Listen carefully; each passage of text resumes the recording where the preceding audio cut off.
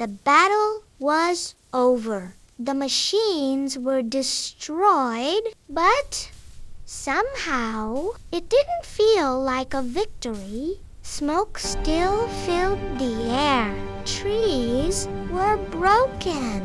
The ground was burned, and the forest that Ayan loved looked wounded. Ayan sat silently on the cold earth, tired, breathing heavily. His hands were shaking, not from fear, but from the weight of what had just happened. The fox slowly walked to him and gently rested beside him, as if saying, "You're not alone."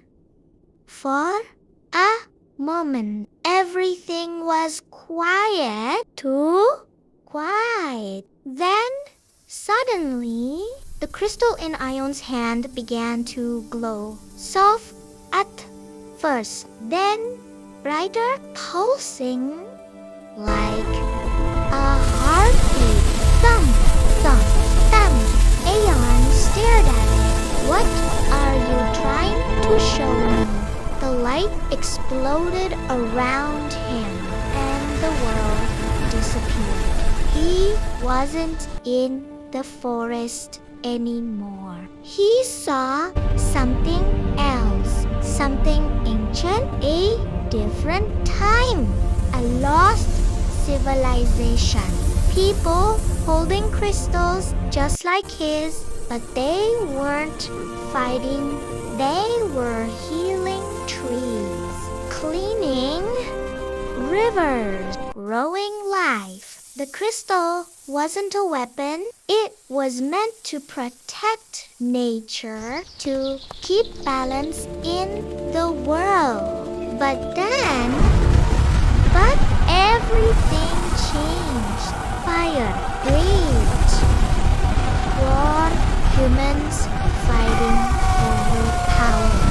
Someone stole the crystal and used it to destroy instead of protect. Cities burned, forests died, and the world collapsed. Ayan fell back to reality, breathing fast. So, this isn't just power, it's a responsibility. Far away, miles from the forest, inside a dark, high-tech laboratory,